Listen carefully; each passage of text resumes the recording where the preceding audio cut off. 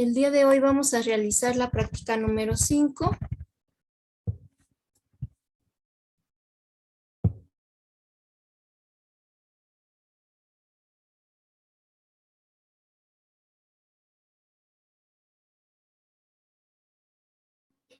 Bueno, esta se titula Determinación de dureza en el agua. Es ya un método de análisis de agua. Y este método, bueno, hay diferentes metodologías para determinar la dureza en agua. El que vamos a ver en esta práctica es el método volumétrico del EDTA para la determinación de dureza total en agua. Como verán, como método volumétrico se refiere a que se va a realizar una titulación, ¿sí? Así como la que se realizó para ácidos y bases, para titular un ácido fuerte con una base fuerte, ¿sí? La que realizábamos. En este caso también se va a realizar una titulación. Y en esa titulación pues se va a determinar la dureza del agua.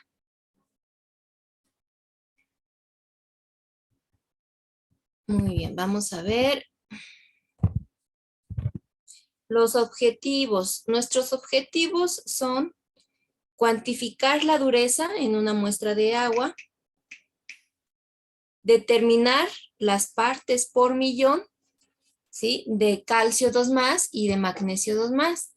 Partes por millón es esta ppm, ¿sí? También es una medida de concentración y es la que se utiliza para determinar concentraciones muy pequeñas del soluto, ¿sí? En este caso son de iones calcio 2+ y magnesio 2+. También vamos a realizar el estudio de la norma oficial mexicana para el análisis de agua, llamada NOM AA 72/1981, que es la norma mexicana, norma oficial mexicana para el análisis de agua. Es en específico la determinación de dureza por el método de EDTA, ¿sí? Entonces, para eso yo aquí les estoy poniendo este link donde cuando ustedes tengan la presentación, en ese link van a poder descargar esta norma, ¿sí? Para que también la tengan disponible. ¿De acuerdo?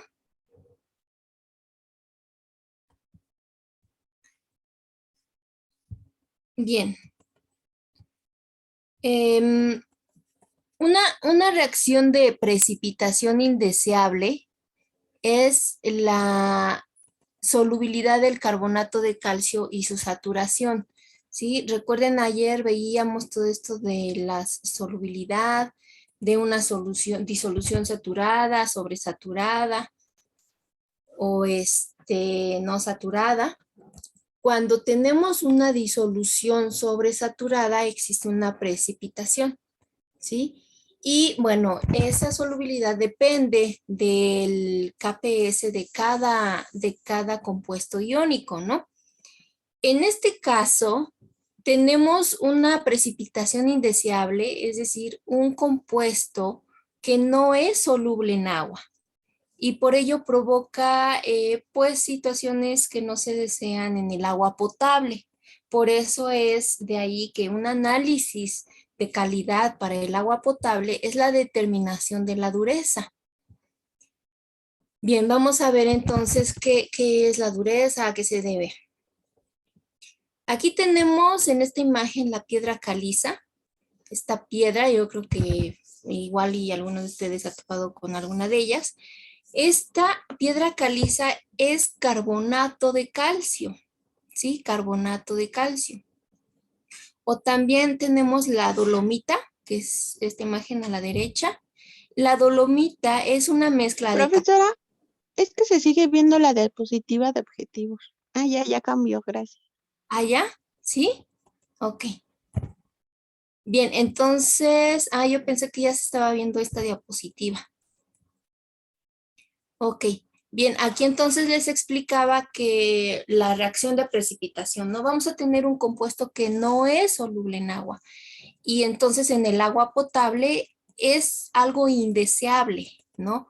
Que haya ese precipitado, ¿sí? En el agua potable. Tenemos aquí del lado izquierdo, es la imagen que les mostraba de la piedra caliza. La piedra caliza es carbonato de calcio. O también la dolomita, que es la imagen a la derecha, la dolomita, es una mezcla de carbonato de calcio y carbonato de magnesio. ¿Sí? Vean, pues son piedras, ¿sí? Son, quizás también algunas que se encuentran muy, pulverizadas, ¿sí? Y quizás se vea como arenilla, ¿no? Estas se encuentran dispersas en la superficie de la Tierra y con frecuencia también ingresan a los mantos acuíferos. De ahí que tienen contacto con el agua potable, porque se encuentran también en mantos acuíferos. Ahora, el carbonato de calcio es insoluble en agua, ¿sí? Pero en presencia del dióxido de carbono, el cual se encuentra disuelto en la atmósfera, ¿sí? O también tenemos la superficie, perdón, en vías subterráneas, ¿sí? Al reaccionar con el carbonato de calcio, lo descompone, ¿sí? Aquí tenemos la reacción, sería carbonato de calcio más dióxido de carbono más agua. Se va a descomponer carbonato de calcio en los iones de calcio 2 más y en iones bicarbonato. ¿Sí? Los iones bicarbonato son esos que tenemos aquí, como HCO3 menos, ¿sí? Es el ion bicarbonato. Entonces, en presencia de dióxido de carbono y de agua, el carbonato de calcio se puede separar en los iones de calcio 2 más y bicarbonato. Estos dos, teniéndolos en disolución, ¿sí? Vemos que se tendría el compuesto de bicarbonato de calcio, que es el que tenemos aquí, ¿sí? Es decir, ya se vuelve soluble el carbonato de calcio formando bicarbonato de calcio que es soluble en agua. ¿Sí? Y entonces al ser soluble en aguas está separado en estos dos iones, ¿no? Es como si tuviéramos también cloruro de sodio disuelto en agua, la sal común disuelta en agua, pues tenemos los iones de sodio y los iones de cloruro separados, ¿no? Hidratados por el solvente, por las moléculas de agua, rodeados por las moléculas de agua, y decimos está disuelto o tenemos una disolución de cloruro de sodio. Así entonces aquí también va a ocurrir lo mismo. Vamos a tener iones calcio solvatados por las moléculas de agua, iones bicarbonato también solvatados por las moléculas del agua, y se dice entonces que tenemos bicarbonato de calcio disuelto en agua. ¿Sí? ¿Sí está claro?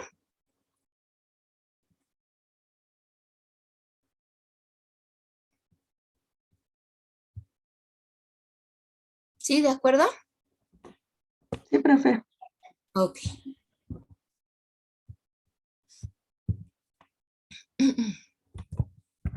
Bien, el agua que contiene los iones de calcio 2 más, magnesio 2 más o ambos se conoce como agua dura.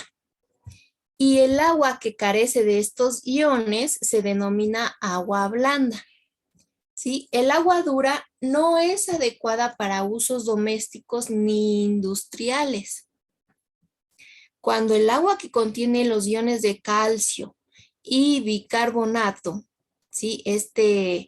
Cuando se disuelve, ¿no? Se logra separar el carbonato de calcio y tenerlo de manera soluble como bicarbonato de calcio, pero esta agua al calentarla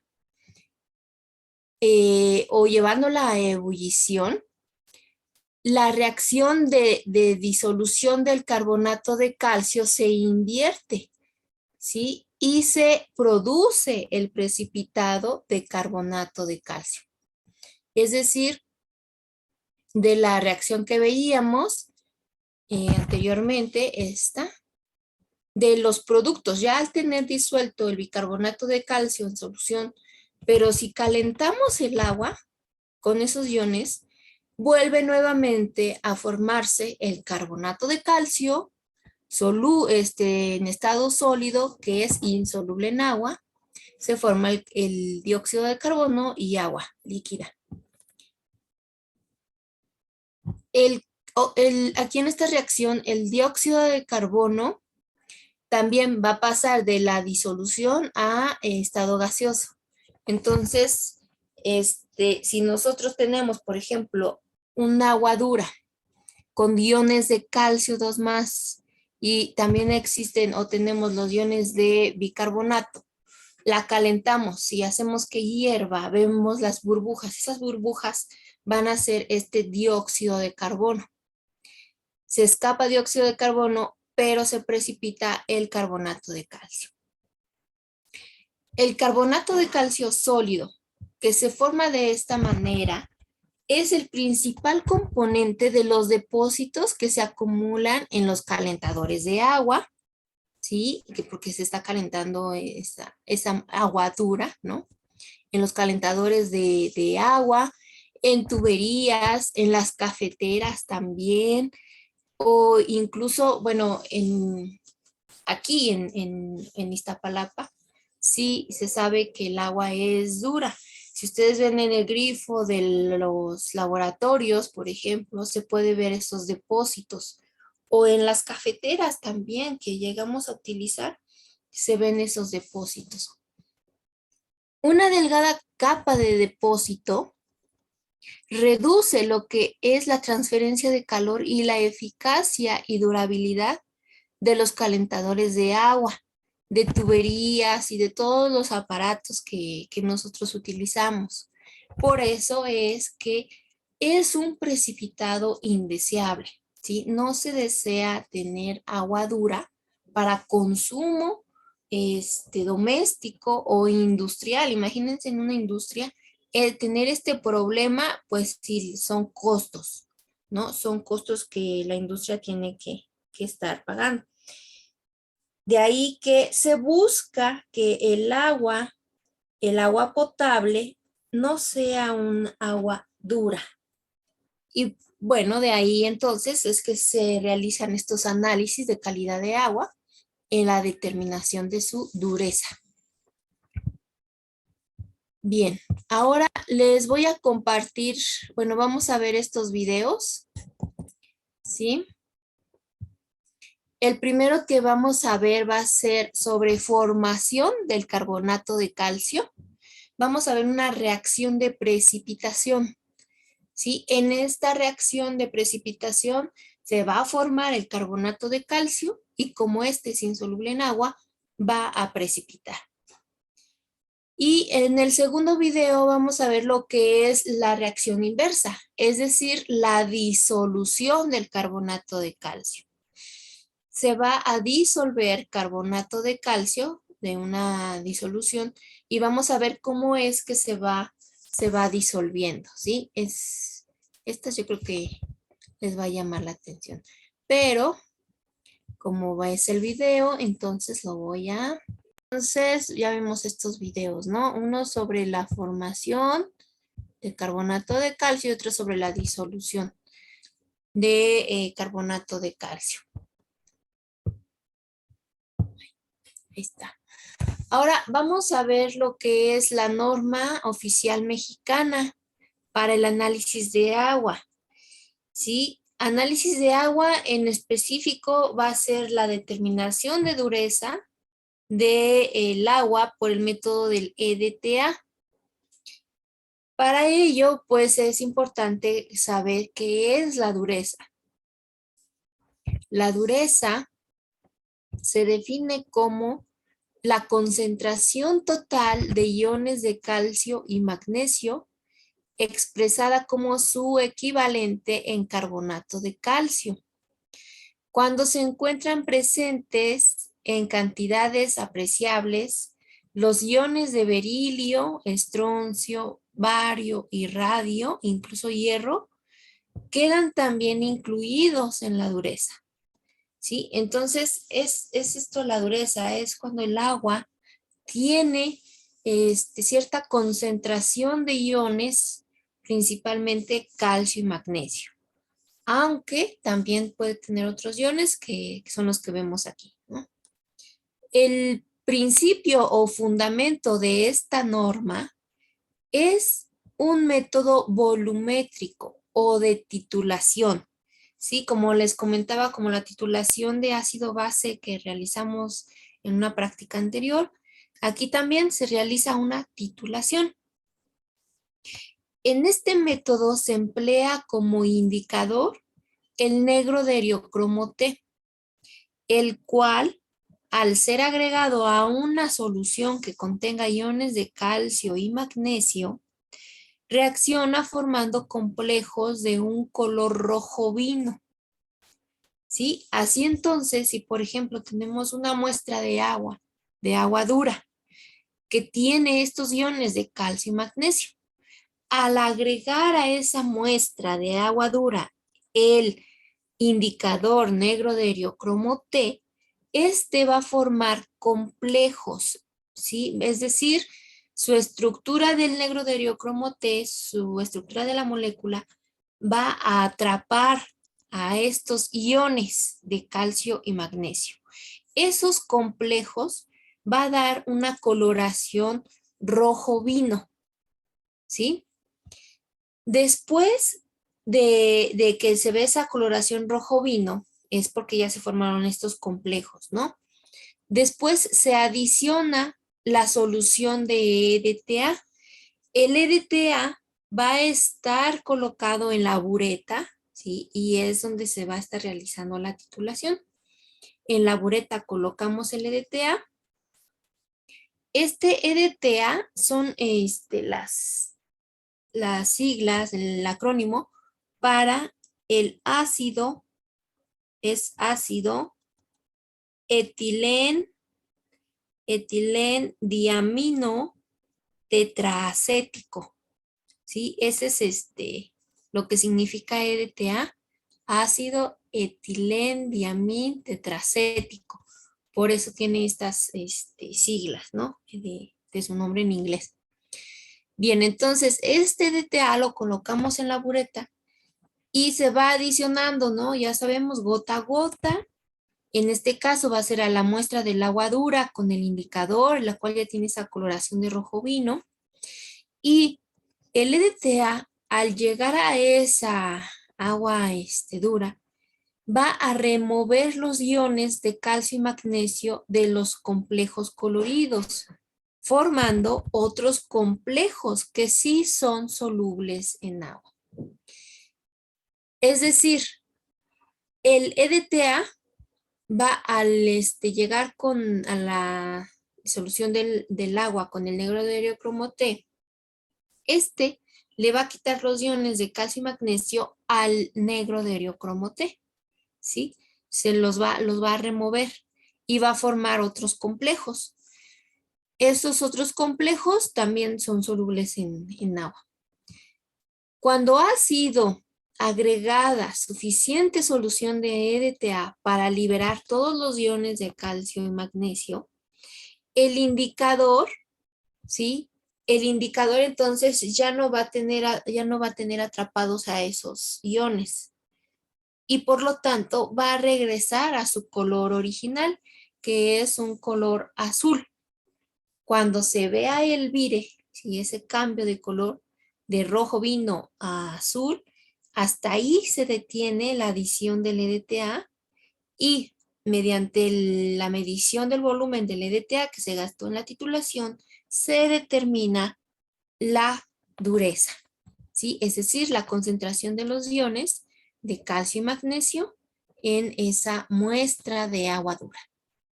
¿Sí? ¿Está claro hasta aquí? ¿Vamos bien? Sí, profesora. Eso. ¿De acuerdo? De acuerdo.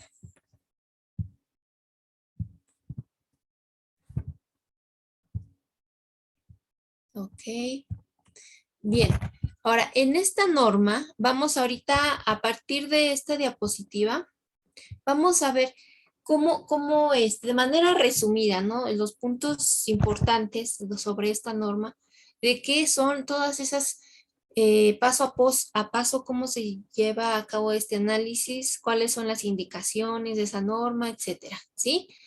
Aquí vemos que los reactivos en la norma oficial mexicana, los reactivos que a continuación se mencionan debe ser grado analito. Y cuando se hable de agua, debe entenderse que es agua destilada o desionizada, a menos que se indique otra cosa, ¿sí? Es decir, para que el agua que se utilice en esta práctica, en esta norma, no tenga interferencia con el agua dura que se está analizando, ¿no? Entonces debe ser agua destilada o desionizada, ¿sí? ¿Cuáles son los reactivos que se utilizan? Son inhibidores, algunos inhibidores. También ahorita vamos a ver a qué se refiere con inhibidores. Se utiliza una solución amortiguadora, ¿sí? Esa solución tampón, esa solución amortiguadora que veíamos en la clase de ayer, que lo que nos permite es que el cambio, ¿no? El cambio de pH no sea tan brusco, ¿no? Interviene en que los cambios de pH no sean tan brusco. Entonces sí utilizamos solución amortiguadora y estas soluciones amortiguadoras también nos ayudan para que se mantenga cierto pH, ¿no? De la disolución. Se utiliza también el negro de eriocromo T. Este es el negro de eriocromo T. Aquí está su recipiente. Sí, como verán, es un polvo negro, negro, negro. De ahí su nombre, ¿no? Negro de eriocromo T. Y este es el indicador. También se utiliza una solución estándar de EDTA con una concentración de 0.01 molar.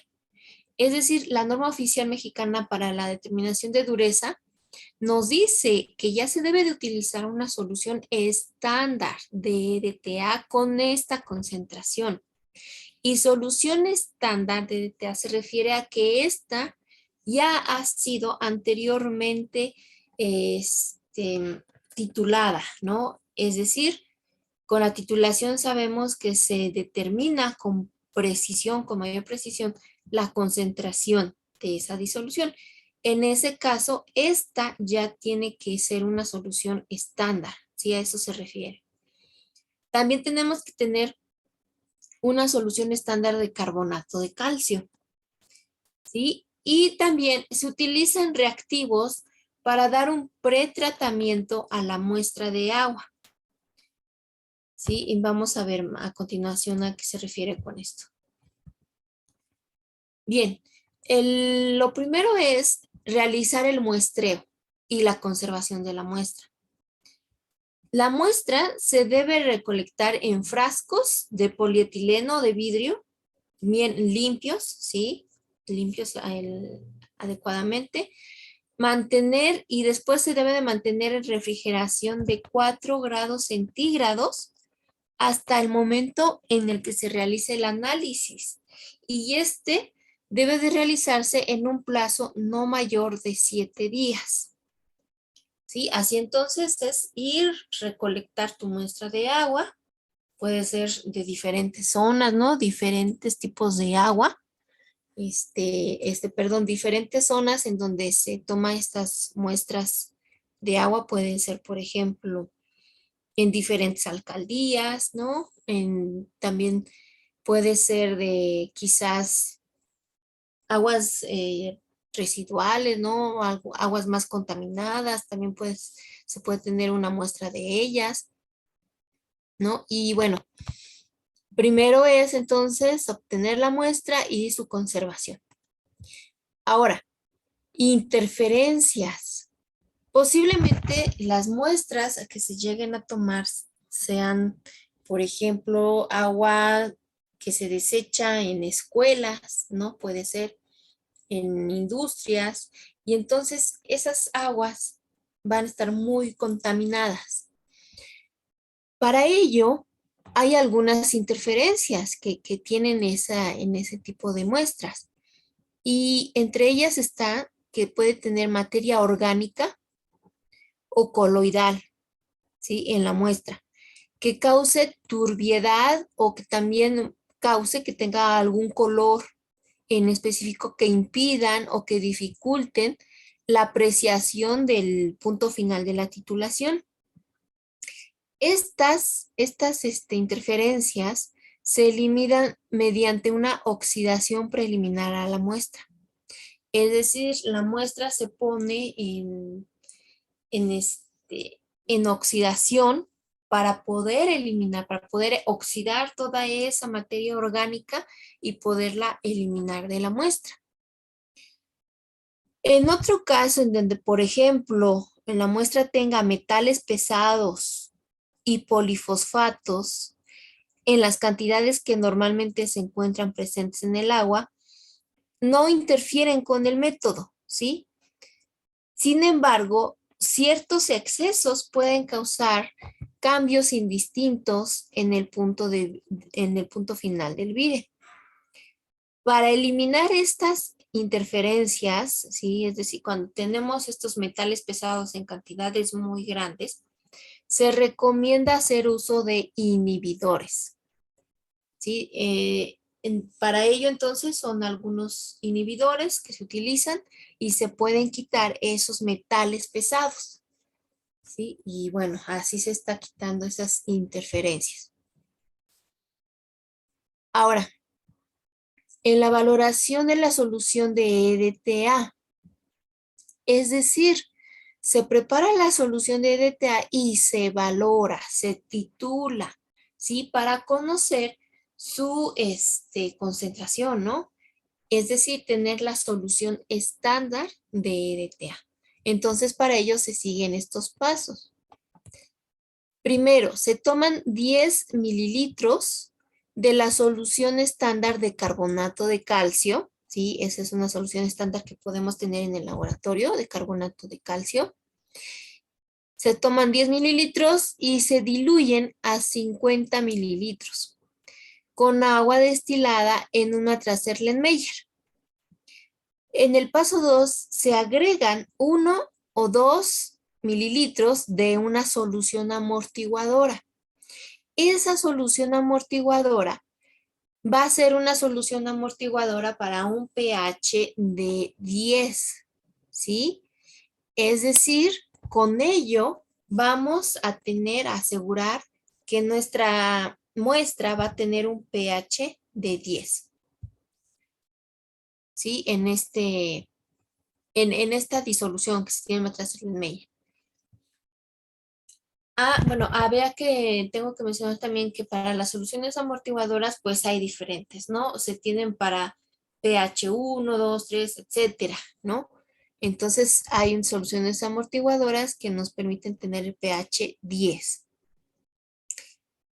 Posteriormente, se agregan 1 o 2 gotas o una cantidad adecuada del indicador del negro de eriocromo T, ¿sí? ¿De acuerdo? Entonces, fíjense, tenemos en el Tracer-Lenmeyer una solución de carbonato de calcio, ¿sí? Recuerden que ese carbonato de calcio se tiene insoluble, está precipitado, ¿no? Esta se cambia el pH y después se le agrega el negro de eriocromo T. Al agregar el negro de eriocromo T, se van a formar esos complejos que mencionaba entre la estructura del negro de eriocromo T, atrapando los iones de calcio. ¿De acuerdo? Entonces va a adquirir una coloración de color rojo pino. Posteriormente se titula con la solución estándar del EDTA. Se titula lentamente con agitación continua hasta que se vea el cambio de color de rojo vino a azul. ¿Sí? Con ello, entonces, vamos a tener bueno, ahorita vamos a ver, se va a determinar lo que se conocen como grados franceses, ¿no? Bien, bueno, acá antes hay una nota en donde se dice que con el objeto de lograr un vire preciso en la titulación, se sugiere empezar a titular con aproximadamente 25 mililitros de la solución diluida de carbonato de calcio. Y una vez logrado el vire, se agrega el exceso del titulante, se añade el resto de la solución, ¿sí? Se añade hasta los 50 mililitros y se termina la titulación.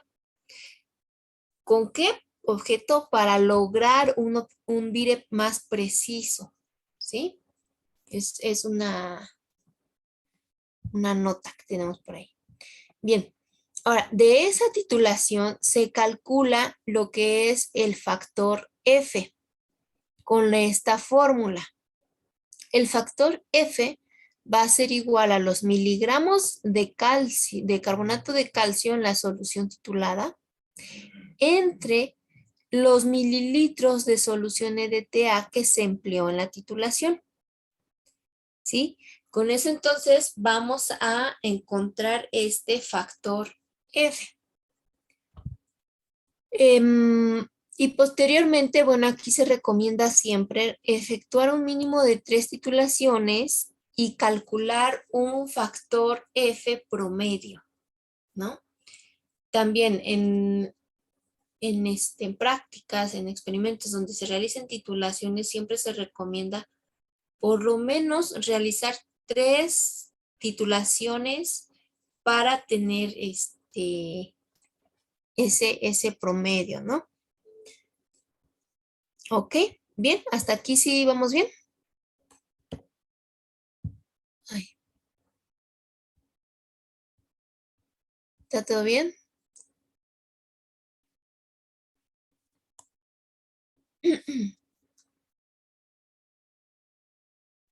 Sí, profe.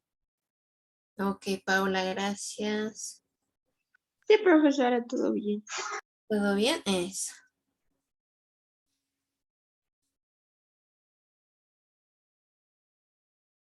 De acuerdo, entonces seguimos.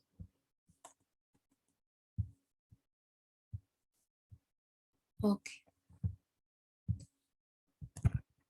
Bien, ahora a la muestra se va a realizar estos pasos fueron sobre la solución del EDTA, ¿sí? Que es uno de los reactivos que vamos a utilizar para la titulación de la muestra. Entonces, hasta aquí. Después, se le realiza un pretratamiento a la muestra para el caso de que esa muestra sea de aguas contaminadas o de aguas residuales. ¿Sí? Este es el pretratamiento. Primero, se toma un volumen adecuado de la muestra en un matraz Erlenmeyer, se acidifica con ácido nítrico, después se lleva a sequedad en un baño María o en una parrilla de calentamiento. Se agregan 25 mililitros de ácido nítrico concentrado y se calienta cerca del punto de ebullición hasta reducir el ácido a un volumen pequeño. Se continúa agregando y evaporando porciones de ácido nítrico, peróxido de hidrógeno en una solución de 5:1 hasta ausencia de humos cafés. Se disuelven los residuos en la cantidad mínima de ácido clorhídrico concentrado y agua caliente. Y posteriormente se filtran y se ajusta el pH a 7 con hidróxido de amonio concentrado y se afora a un volumen conocido. ¿Sí? O sea, todos estos tratamientos son para eliminar, por ejemplo, todas esas interferencias que se tienen de materia orgánica, de suciedad, de sólidos, ¿sí? De todo eso que llegamos a tener en las aguas contaminadas. Ahora, determinación en la muestra, ¿sí? Ya teniendo la muestra. Por ejemplo, nosotros podemos tomar una muestra que no sea de una agua residual o muy contaminada, y para ello, pues entonces solamente tomamos de esa muestra los 50 mililitros, ¿sí? Esos 50 mililitros, o también la alícuota llevada a 50 mililitros con agua, ¿sí? Esta alícuota se refiere a que, por ejemplo, si el agua fue un agua muy contaminada, se realiza todo ese pretratamiento y se queda con una pequeña muestra, ¿no? Esa pequeña muestra se le agrega agua hasta 50 mililitros. Esta agua debe de ser destilada o desionizada, ¿sí?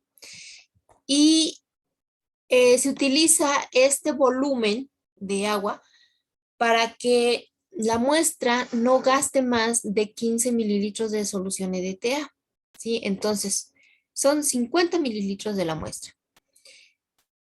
Segundo paso, en caso de presentarse interferentes en la muestra, se usan los inhibidores.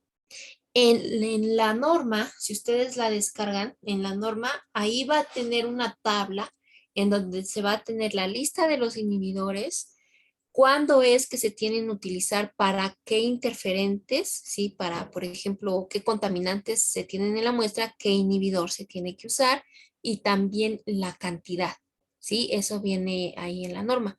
Entonces, en caso de presentarse interferencias en la muestra, se usan los inhibidores. En el paso 3, entonces, es ajustar a un pH de 10 más menos 0.1, adicionando un volumen necesario de la solución amortiguadora, que generalmente son 1 o 2 mililitros, ¿sí?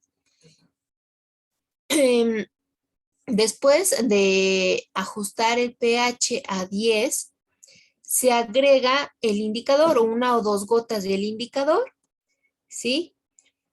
Y posteriormente se realiza la titulación con la solución estándar del EDTA, con la solución que a partir de la cual se obtuvo ese factor F, ¿sí?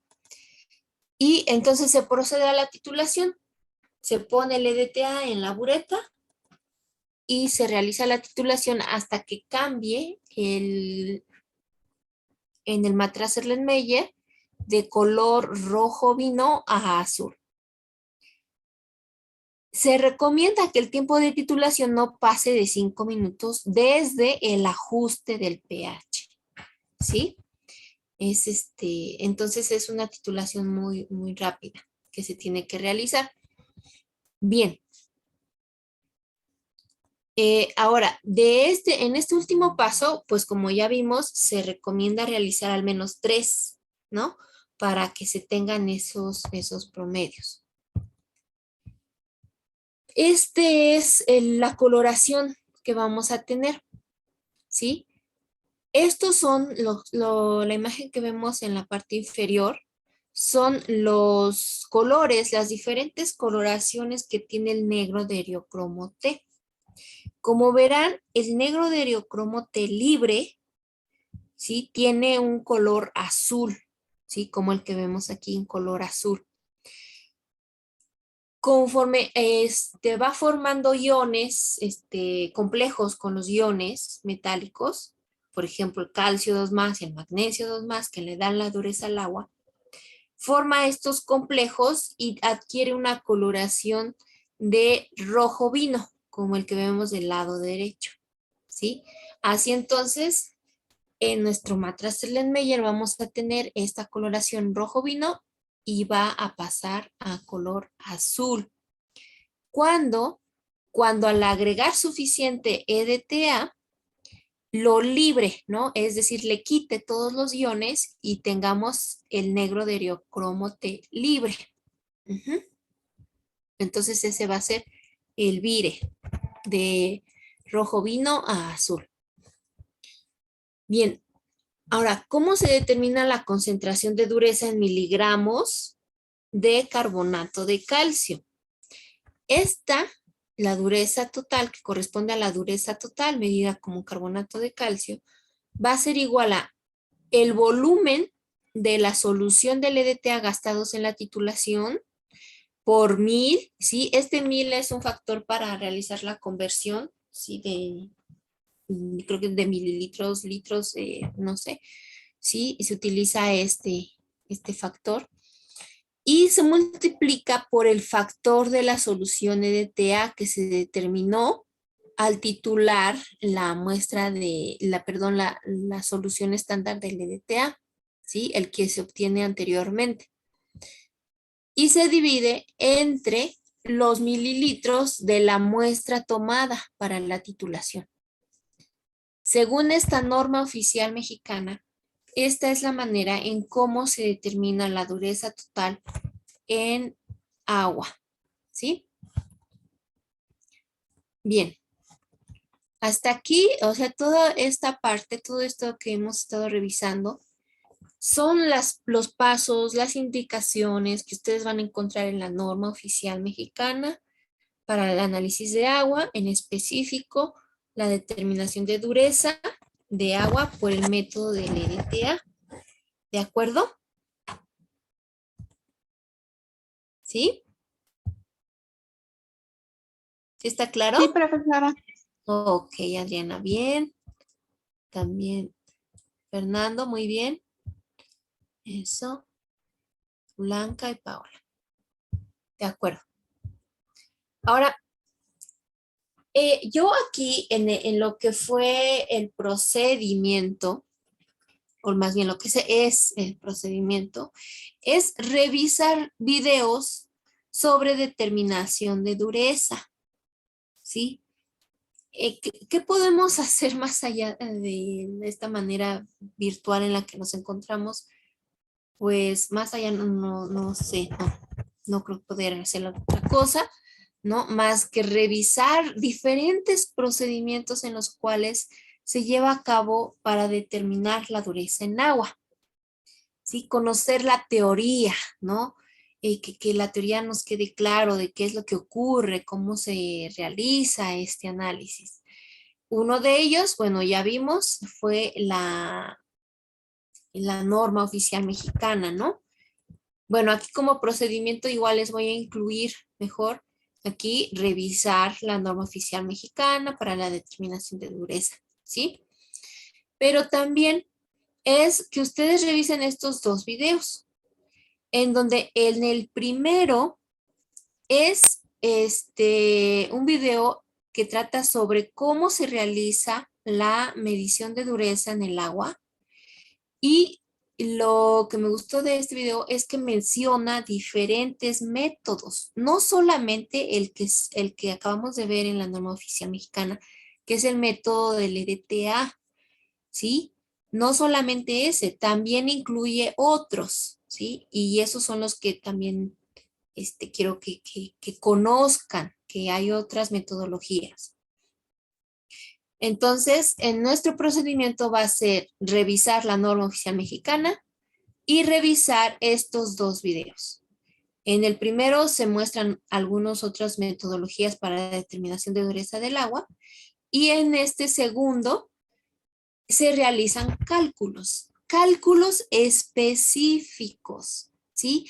En donde se da un ejercicio donde ya se realizó una valoración con EDTA, ¿sí? En este caso, si utilizan el método del EDTA, se utiliza el método de EDTA, se dan los valores de los mililitros que se gastaron del EDTA, se dan los mililitros de la muestra que se utilizaron, se da el pH también, ¿sí? Y con toda esa información se realizan los cálculos necesarios para obtener la dureza del agua, ¿sí? Entonces también es importante que lo vean. De ahí que para los resultados lo que les estoy pidiendo es que realicen los cálculos que se realizan en el video, ¿sí? En ese último, que se llama dureza de calcio, este último, dureza de calcio, cálculos. Entonces, en resultados, ustedes tienen que poner como punto 1 los cálculos que se están realizando. ¿De acuerdo? ¿Sí? Sí, profesora. Ok. Y en la parte 2 es realizar una síntesis de los diferentes procedimientos que se realizan en el video de medida de dureza del agua, ¿sí? Es decir, este primero, el que les menciono donde se ven diferentes metodologías.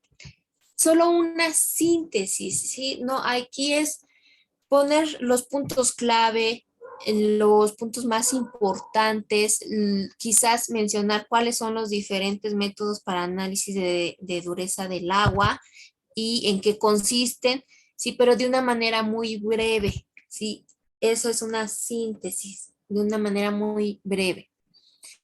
Y en el 3 es que ustedes vean cuáles son las diferencias que encuentran entre los diferentes métodos que existen para determinar la dureza del agua y la norma oficial mexicana. ¿Sí? Entonces, en este 3 es que ustedes pongan o escriban cuáles son las diferencias entre estos métodos y la norma oficial mexicana que acabamos de revisar. ¿Listo? Y en el punto 4, aquí me equivoqué, punto 4, es dibujar los complejos que se forman entre los iones de calcio 2 más y magnesio 2 más con el negro de eriocromo T y con el EDTA. ¿Sí? Para ello, pues necesitan conocer las estructuras del negro de eriocromo T y la estructura del EDTA. ¿De acuerdo? ¿Sí? Igual les voy a pasar esta presentación y también les voy a pasar la presentación de la teoría que yo tengo sobre carbonato de calcio. Sí, son las diapositivas que tengo sobre la teoría. Y ahí les pongo las estructuras del negro de eriocromo T y del EDTA. Entonces les va a ayudar para que puedan realizar estos dibujos, ¿no? Son dibujos porque ustedes tienen que dibujar la estructura del negro de eriocromo T y cómo se acompleja con el calcio, cómo compleja el calcio 2 más y el magnesio 2 más. ¿De acuerdo? ¿Sí? ¿Sí queda claro todo? Todo claro, profe. Eso, muy bien. Bien, entonces ahorita lo que les voy a pasar va a ser este video. Sí quiero ver ahorita este video para que pues lo analicemos, ¿no? Vean ustedes si tienen alguna duda, alguna pregunta, lo veamos de una vez. Y son los diferentes procedimientos que se pueden llevar a cabo para determinar la dureza del agua. ¿Ok? Bien, entonces vamos allá. Voy a acabar de... ¿Sí? Entonces, la metodología del EDTA se puede realizar de dos diferentes maneras. Una, utilizando, como en la norma oficial mexicana, una solución amortiguadora que nos va a tener el pH igual a 10 y en esa, al mantener el pH igual a 10, la dureza del agua se va a deber a iones calcio y a iones magnesio. Y se utiliza el indicador negro de eriocromo T, como en la norma oficial mexicana. Pero también esta metodología del EDTA se puede realizar con una solución, con una base, agregando más base, agregas más hidróxidos, aumenta el pH y cuando el pH lo tienes mayor a 11, se forman hidróxidos de magnesio. Al formar hidróxido de magnesio, este precipita, es insoluble en agua, entonces precipitan los hidróxidos de magnesio, retiras de esa manera los iones de magnesio 2 más y la dureza que se determina con la titulación del EDTA se va a deber solamente a iones calcio 2+. Y para esta se utiliza como indicador la murexida, ¿sí? ¿Sí? Esas diferencias quiero que las vean, que las noten y que las escriban también en resultados en la parte donde se les pide que vean las diferencias entre estos métodos que estamos viendo en este video y la norma oficial mexicana. ¿Sí? ¿Está claro? Sí, profesor. Ok. ¿Sí? A ver los demás, por favor. Esta última metodología es la conductimetría. El agua dura, al tener los iones de calcio 2+ y de magnesio 2+, es decir, al tener iones, va a tener una mayor corriente eléctrica, ¿sí? Por eso es que se determina la conductividad de la muestra. En este caso, mide la conductividad de 3 diferentes muestras. Una del agua destilada, en donde tiene prácticamente nula la conductividad eléctrica, creo que de 3, algo así, microsiems por centímetro. Y mide también una muestra de agua de la llave, ¿sí? Que nosotros llegamos a consumir. Esa agua, pues tiene iones, entonces mide también la conductividad y creo que estaba alrededor de cientos y tantos, ¿no? 150, creo, microsiems entre centímetro. Y de una tercera muestra, que es un agua dura. El agua dura tiene estos iones de calcio 2, de magnesio 2+, y su conductividad es mucho mayor, ¿no? Es de 500 y tantos microsiems. Sí, creo que no se ve bien. Microsiems entre centímetro. No se ve. Ahí está, mira. 530 microsiems entre centímetro. ¿Sí? Es decir, la conductividad del agua dura es mucho mayor. Y también, él también indica que cuando se utiliza esta metodología de la conductimetría, cada SIEMS, creo, la conductividad medida, por ejemplo, 530 microsiems entre centímetro, se divide entre 20, ¿sí? Y al dividirlo entre 20 es una escala aproximada para que sea equivalente a un grado francés, dice, ¿no? Y ya sabemos que los grados franceses, ¿a qué equivalen? En unidades de concentración de los iones de calcio 2+, es decir, se determina la dureza por medio de ese factor aproximado. También es una metodología aproximada para determinar la dureza del agua. ¿Sí? ¿Sí está claro? Sí, profesora.